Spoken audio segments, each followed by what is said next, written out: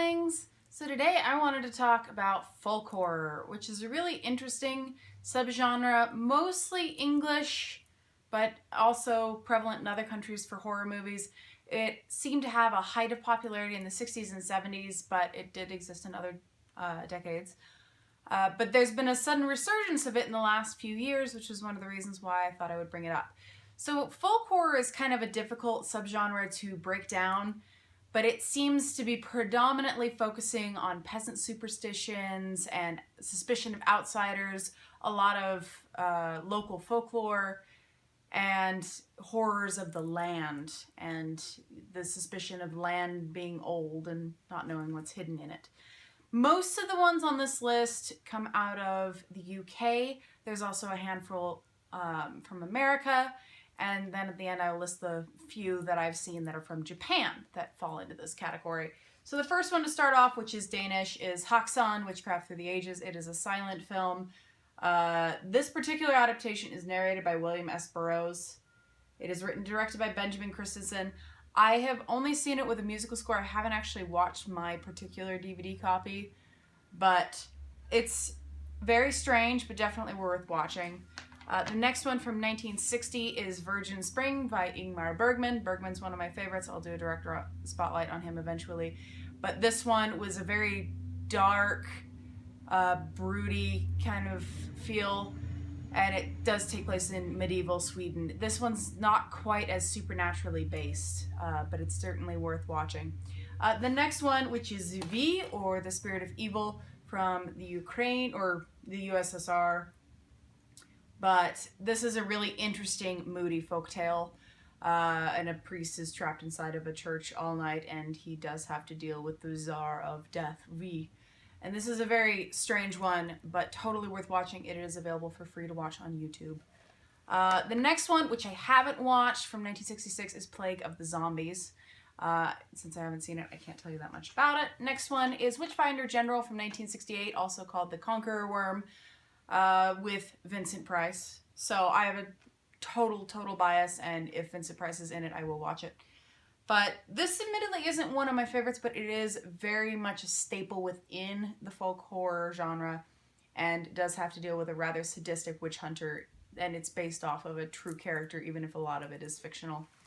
The next one, which is The Devil Rides Out. This one takes place more in modern day, from 1968, when for once Christopher Lee plays the good guy. The other one on here, he's not the good guy. But this is another really interesting occult-themed one with Charles Gray as our titular villain. Next one on here, this one isn't even precisely a film. This is a Play for Today episode from 1970, Robin Redbreast. It exists today only in black and white, although it was originally aired in color. I just watched this one very recently, and it was very slow to build up in its spookiness, but it's certainly worth watching. This woman ends up moving to a small provincial town, and then she ends up being kind of embroiled in a pagan drama play. It's really odd, but certainly worth investigating. Next one on here, which is from 1970 as well, Cry of the Banshee, I have not seen, but it does have Vincent Price in it, so I will see it eventually. Next one, which is Czech, is Valerie and Her Week of Wonders. This is a kind of a coming-of-age story, very fairy tale inspired. Also from 1970, and if you haven't seen it yet, you must. It is available for free in its entirety on YouTube. It's one of my personal favorites.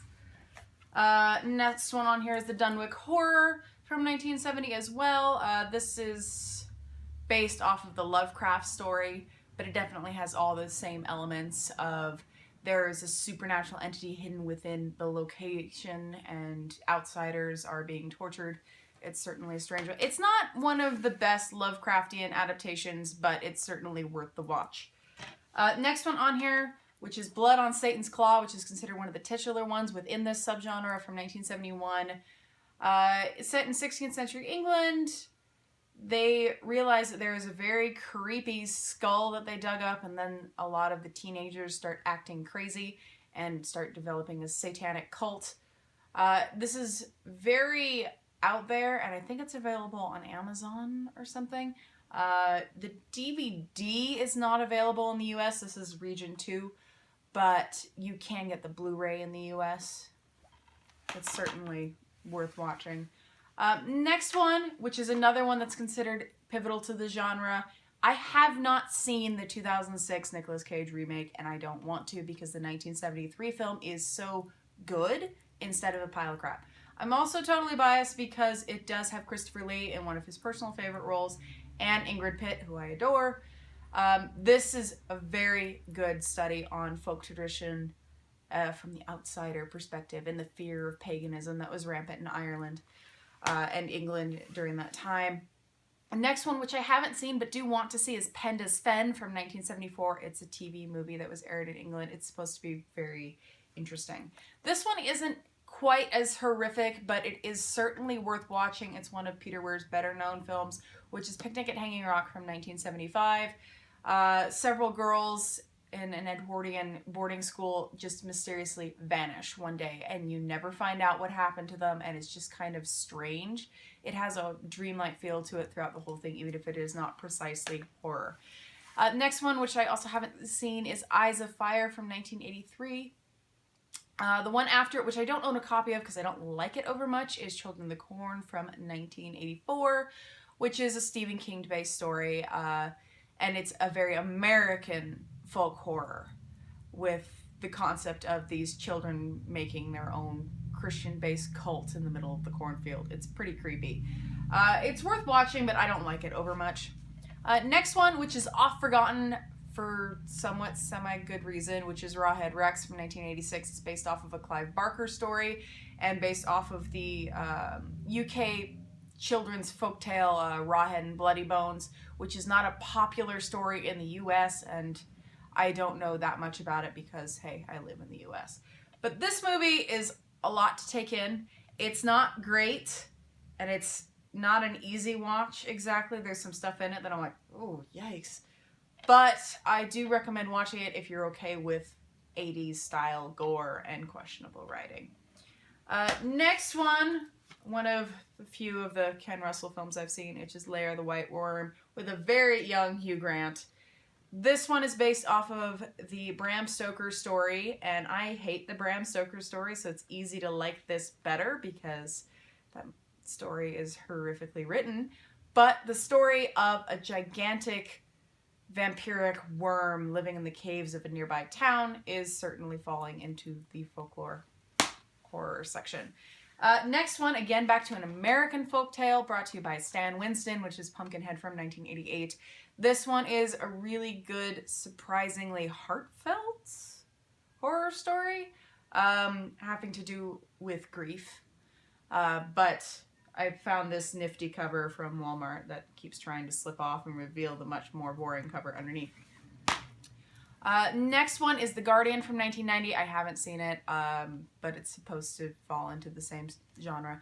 And then after that, from 1999, is The Blair Witch Project. I hate this movie with a fiery passion, but I have to respect its standing within the not only the folk horror genre, but being one of the most pivotal films within the found footage genre, even though Cannibal Holocaust is technically the first proper one.